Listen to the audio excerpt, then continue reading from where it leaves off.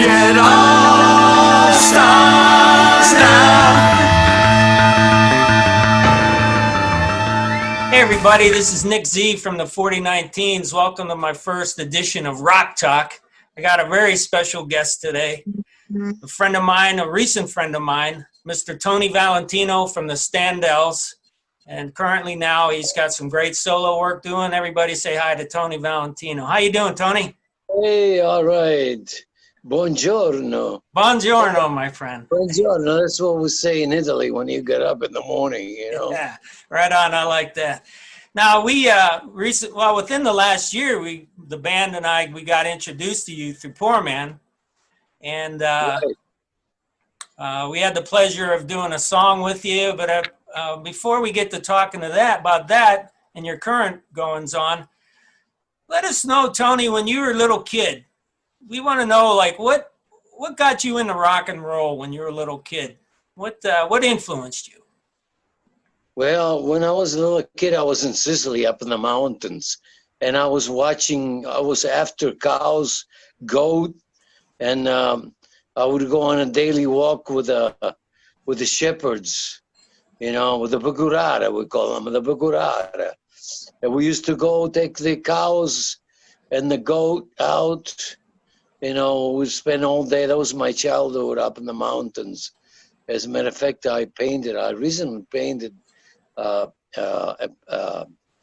picture of my childhood place. I posted on Facebook one day, but I don't know if you saw it. Yeah, I saw that. I'll include that picture in the video here. That's just called Gazzana. That's the name of my publishing company. I name it after Gazzana, where the place where I grew up. Oh, right. So I was up there, up in the mountains. We had no electricity, no running water. We had to get the water from the well, or sometimes we had to walk to go get it, or it was like where there was a stream. You know, we used to get the water. It was so pure. There was nothing, you know, that was like this days that was contaminated, you know. But then I just wanted to, from my town, was about 2 hours of horseback riding, you know, to go to this place where I grew up. Mm. My grandfather was here in America, and my mom was here in America. So when I was a kid, I used to hear about America all the time. America, California, you know, Brooklyn, New York. I go, where is this America, you know? Sure. I keep bugging my grandfather. He was here, so he came back to my little town. It's called Longi, and a province of Messina, Sicilia. Mm. And he bought a farm. He bought all this land, and my grandfather was a genius. He was the only photographer in my town. I remember I was a little kid. He used to shoot weddings and stuff like that. It took him hours and hours and hours to get the tripod ready and you know, to go back and forth and take the shot. You know, it was like quite a production. You know, but he was the dentist, photographer, a watchmaker. So he was like really a genius and the winemaker, because he bought all this land up there in Gazzana. Mm. So I grew up there. We used to go there in the summer, the whole summer long, and it was just very primitive. Breakfast was like fresh milk, or we used to make ricotta cheese right there in the morning, and then at night we used to grow the tomatoes and grapes. He planted Sure. all this. He was making wine. I remember we were little kids. We used to jump in this well. This looked like a small pool. You know, we dump all the grapes in there. Yeah. Dump the grapes. You know, we stump the grapes and make the wine. It was wonderful, and it was a really beautiful. But from my town, I would, you know, in my town, the only music that we had in those days was like mandolins and guitars, and the radio, of course, from Rome, we used to listen to the radio. Because in my town there was no electricity up to 1957. There was no electricity. Right. So imagine that. In the winter, it was so dark that sometimes in the winter we used to crash to each other in the little bitty streets. It's so dark with no moon. Bam! Like it was Sure. like, honestly, it was that dark. But anyway, so then I used to listen to the radio by Italian music. But then one day I started to listen. They started playing some American rock and roll. They started playing Elvis, and then the Platters, and then Little Richard, Chuck Berry. Is this around like 1955, 56, 7, that era? 57, yeah. Yeah. And yeah, it was just like I was like I never heard anything like it, because the only music I heard before was mandolin and guitars.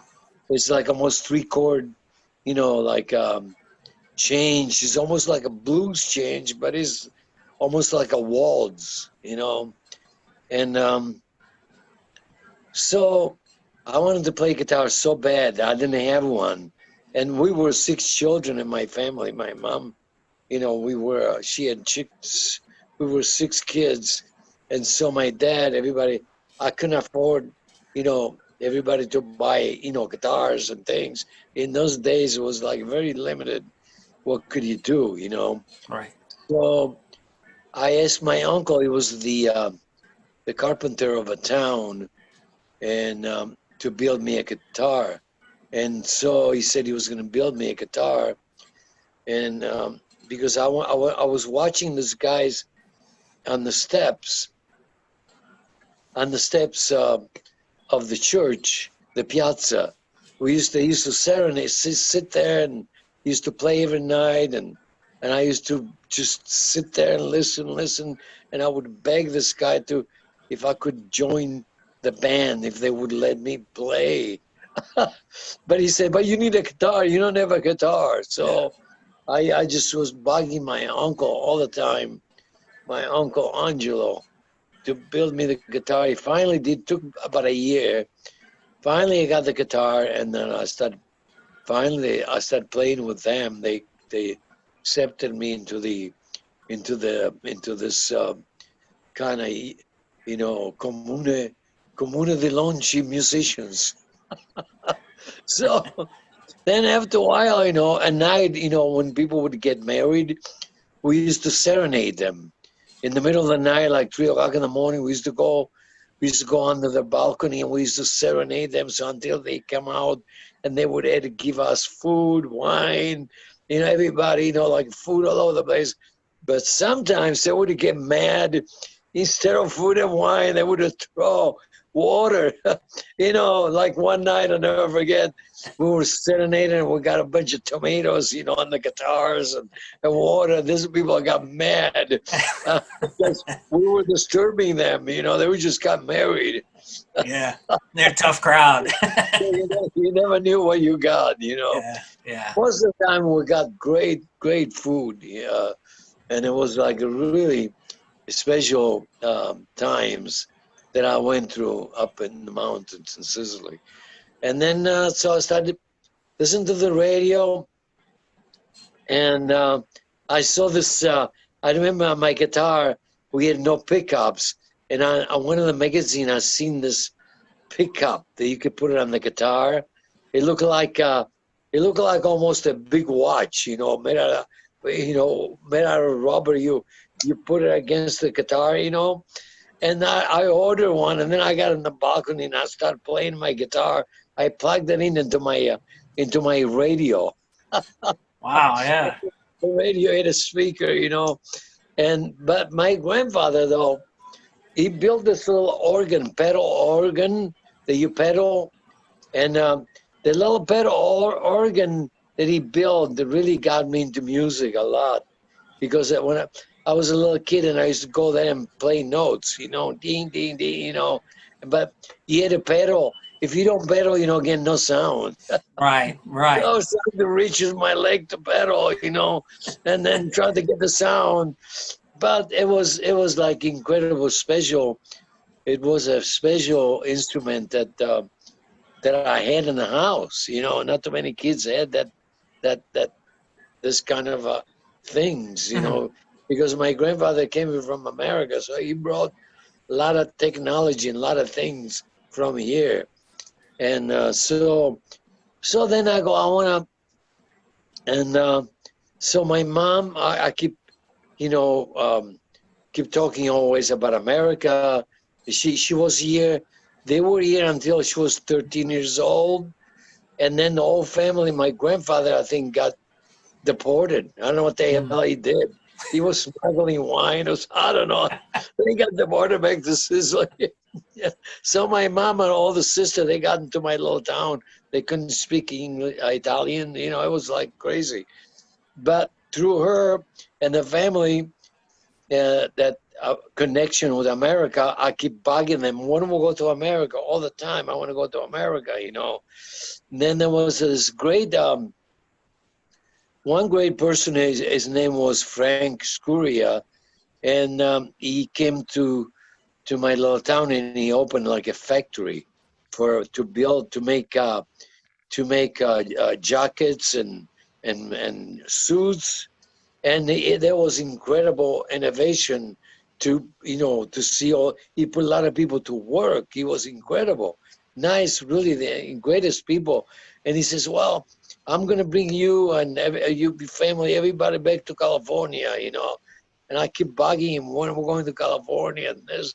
So since my grandma was here already in Cleveland, and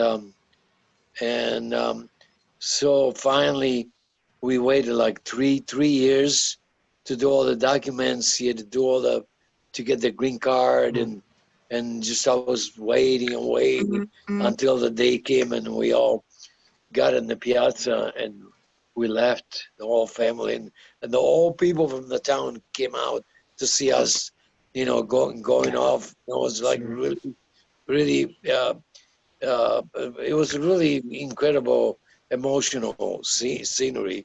I never forget that. So we came to California. Actually, we went to Cleveland because my grandma was there. And I was in Cleveland for about a month. I kept bugging my grandma. I go, where's Hollywood? Where's Capitol building? Because I remember seeing in the paper, in the magazines in Italy, the Capitol building. It was very famous in California. And the things that people don't think that are important when you're in a country, but in other countries, like you go to Italy and you say, wow, the Whiskey a Go-Go or the, Sunset Boulevard, people go crazy, go, oh my God, you were on Sunset Boulevard, you know what I mean? So then I took the train from Cleveland to California. It took me 3 days. I couldn't speak English, right? I got to tell you something funny. So I was on the train, right? My grandma puts me on the train. She packs me a lunch bag for 3 days food, right? And so she put like a Sicilian cheese that we just brought from Sicily, anchovies, salami, olives, all this food, So I was there in the wagon, and I started eating. And it goes about the first day, the wagon was full. So about the next day, I noticed a lot of people were going, and it was only like maybe 4 or 5 people left. And then I go, "Why, man? What's going on, man?" And then one day, and then 5 or 6 hours later, those people left there. I was me and this other guy in the wagon. And I go, what's going on here? Why is everybody leaving? And there was, I remember there was this, the ticket guy that punches the ticket. Conductor, yeah. And he was saying to me something, and I go, I was trying to tell him, where is everybody going? But I couldn't speak. And he's like, and he was pointing at my little bag that my grandma made. So he was pointing away, and he was holding his nose, right? I open it. I go, hey, you want some of this? I give him the cheese. And he goes, oh, no. He started running away because the wagon was smelling so bad. And the anchovies, imagine that.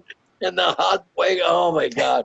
The smell, I had no idea because, to me, it was like nothing. It was like a regular smell, but I never forget that. Then I get off the train in Chicago and I go, oh, California, where is it? This guy was going, no, California, no, Chicago.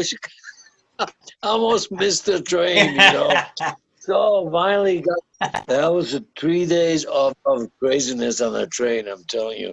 So finally got to the train station in Los Angeles, and my uncle picked me up, my uncle Nick, and he was like a big help to us. He took me to Capitol. On the way back, the first thing I said to him, I want to see the Capitol building. Where is the Capitol building? So he goes, oh, we're going to go by in Italian. We're going to go by there. And we got on the freeway, and he shows me, but when we got from the freeway, you can see it, the Capitol building, you can see it. And I couldn't believe it. I was, when I was looking at I was in Hollywood finally. And then one day, I wrote this Italian song, and Dean Martin was like the god. It was very famous. And I said, I want to give the song to Dean Martin.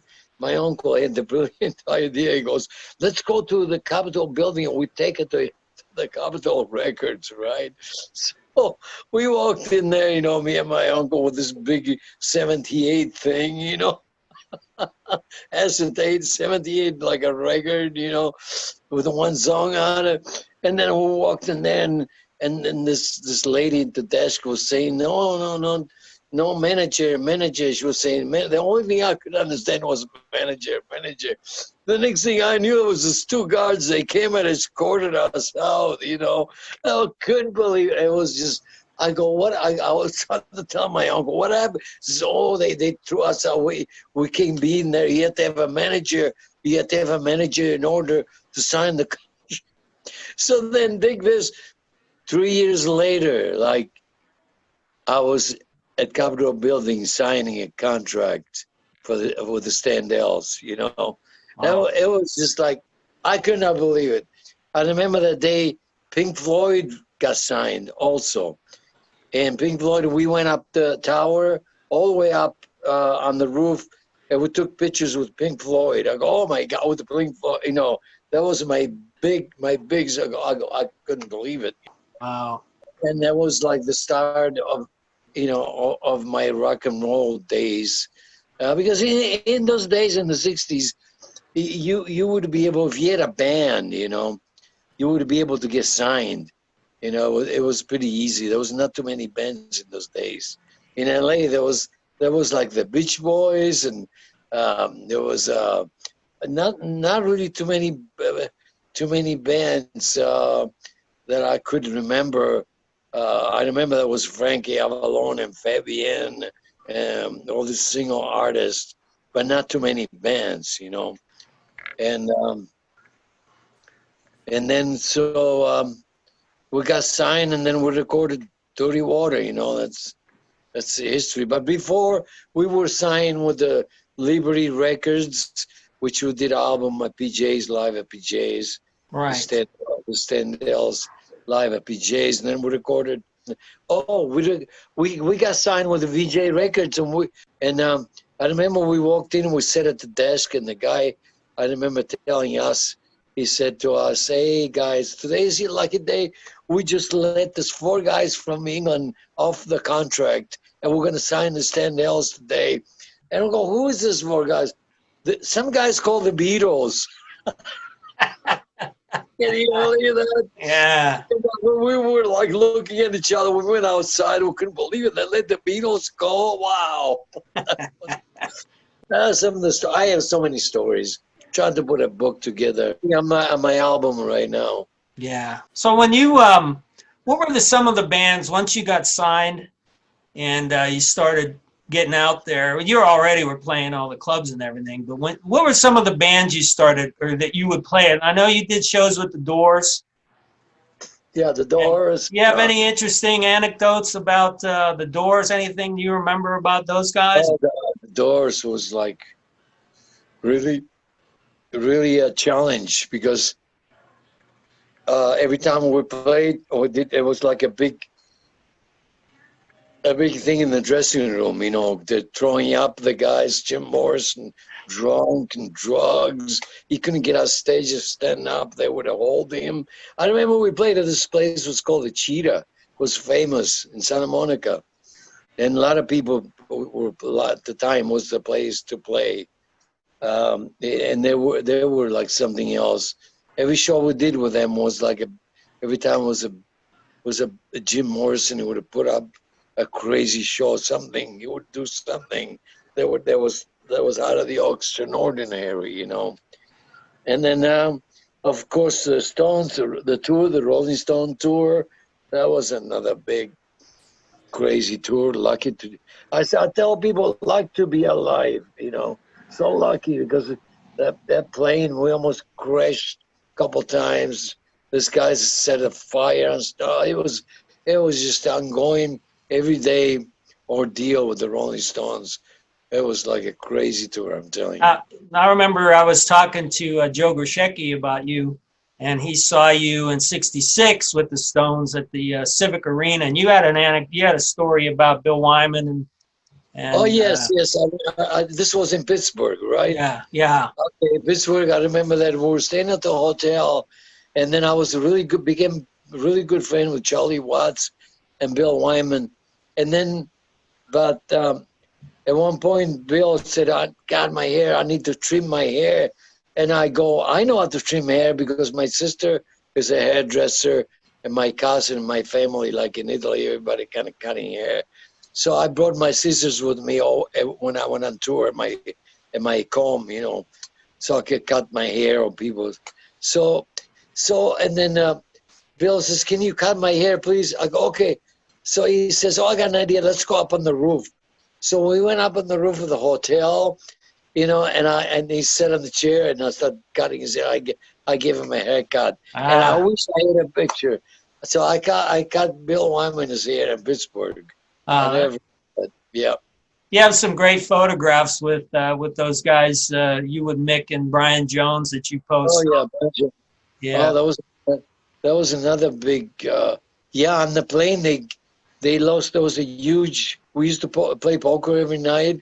One night there was a huge amount of money on the table, and I think was the last two were Brian Jones and Keith Richard, and I think Keith Richard got pissed off, and he put the cards all on a pile, you know, like a pyramid, and then he took a napkin and he lighted a match and he started a fire. Oh, and boy. then the captain came out and he goes, "What the hell are you guys doing? What, are you crazy? We don't want to die here. I'm going to land this plane in the desert, and you guys are crazy." You know, they had to put out the fire with a fire extinguisher, you know. I mean, you don't start a fire in the plane, right? No. Anything was possible. Yeah. On the tour, it was crazy. It was really nuts. Now, the Standells, you guys did a lot of TV shows, and I remember as a kid seeing probably one of my favorite episodes of the Munsters, or Herman's of the Beatnik Herman, or so he recited poetry. What anything fun you remembered about being on that set? It was great. It was a great, incredible experience. I could not believe it. We were outside riding on the Monstermobile, and then we walked in with our guitars, you know, and then we started playing. You know, they wanted the Beatles originally, but the Beatles turned them down. That's why they wanted us to do "I Want to Hold Your Hand." Oh. So we did "I Want to Hold Your Hand," you know, but it was crazy, great experience. It was like something I'll never forget. Now, here's one more interesting thing. It's on YouTube. Anyone can see it there. is when you guys are on the Bing Crosby show, and you're singing. Was it Kansas City? You guys played Yes. Kansas City with Bing Crosby. Did he have any notes, or did he just wing? Let's wing it, guys. Did you run it once, or? Yeah, we go, well, let's do, he says, I know we could do Kansas City. And then, believe it or not, we used to do Kansas City, you know, like a PJs.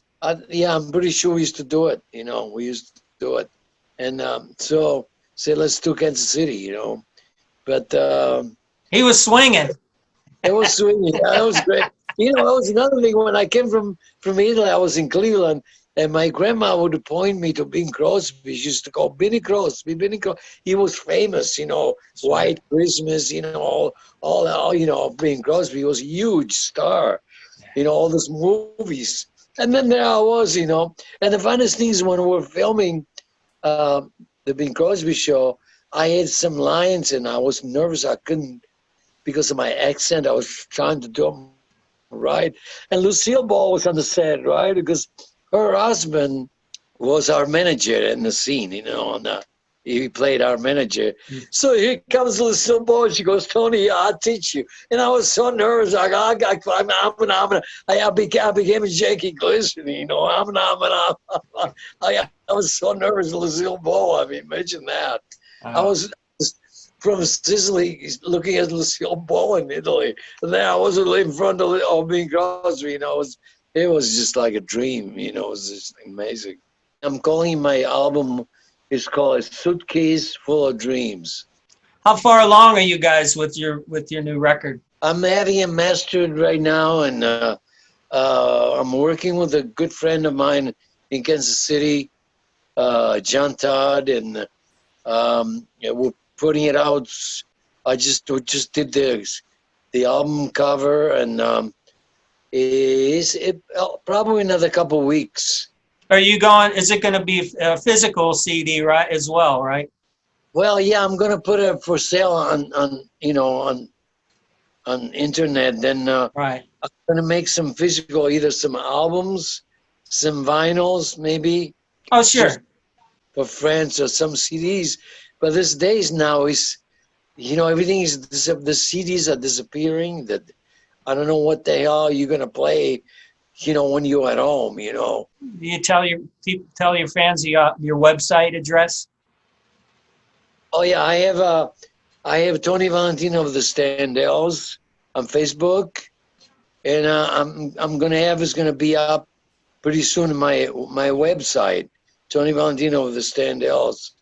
My website is gonna be up pretty soon, and they can check out on my stuff there. Yeah, I'll put it down below. I'll put the website. I'll list it below. Now, you've also done a lot of singles. One with us, of course, Late Night Radio. You work with Beck Black. Oh yeah, Black did some songs. As a matter of fact, we're working on one right now. She's got to finish the vocal. As soon as she finishes the vocal, it would be great. So I could get the song, so we could put it out. I done some songs with several artists. I worked with Richie Ramone on about 5 songs a couple years ago. You know, the drummer, Richie Ramone. Right. And I put out some singles here and there. I really owe a lot to my good friend Rodney on the rock for spinning some of my tunes all the time. Right now with this coronavirus thing, and everybody's with this mask, because you put it on, you take it off, so I did a song. It's called "Sometimes Bad Guys Don't Wear Masks." So it's kind of take off a kind of comedy, you know. Yeah. So people kind of cheer up a little bit. It's available. It's available now, right? Yeah, it's available. It's on iTunes, actually. Yeah, It's put it up for sale. Yeah. We'll put all the links so everyone can find out. Yeah, where it's on the Tony Valentino of the Standells. Yeah. Yeah. So appreciate you chatting with us, Tony. Hey, I have a couple. Just one more little anecdote for our friends. One of the things I always found interesting is you always telling us when we'd sit at the house with you. You make great pasta, by the way. Oh yeah, right. We'll get together soon because we're gonna do another song. Yeah, absolutely. Now So- you were talking about you'd be riding motorcycles and you'd ride with Dennis Wilson and Oh, well, that's another big episode in my life. Yeah, him, Dennis Wilson, we became really good friends. We used to ride our Triumphs up Mulholland and up in the hills, and then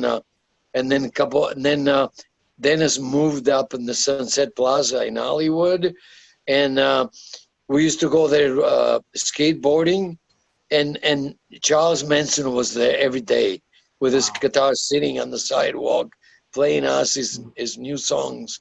And he would kind of get mad if we wouldn't stop and listen, you know. And I remember the three girls, you know, going in and out of the house. You know, was you guys need anything? Ask the girls, you know. And then we went to the Swan Ranch a couple times on the motorcycles, you know. wow. When I heard what happened, I was my hair, my arm, everything was like, all my hair kind of stood up on my neck. It was so crazy, you know. Yeah, I always tell people those Yeah. stories. You're the Once Upon a Time in Hollywood stuff. You were right there. You were I right was in the middle. right there. Exactly. And I used to know J.C. Bring very well.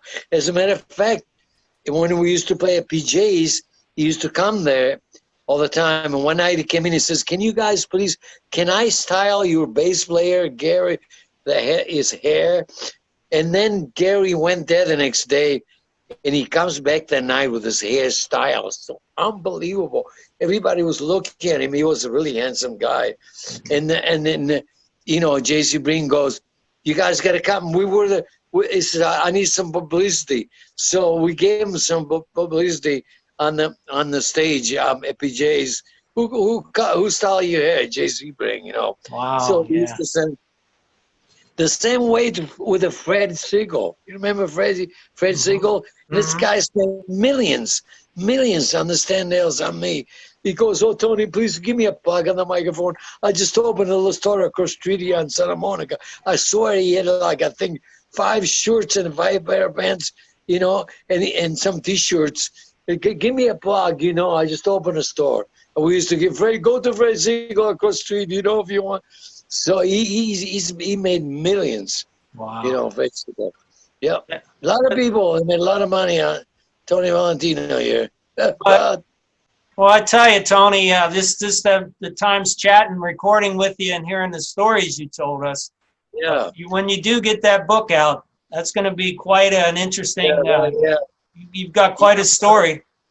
Yeah, I'm looking for a good writer right now. Everything's down, but I want to get somebody really good. Say hi to the guys, to John and I will. everybody, and but really, you guys are doing a great job.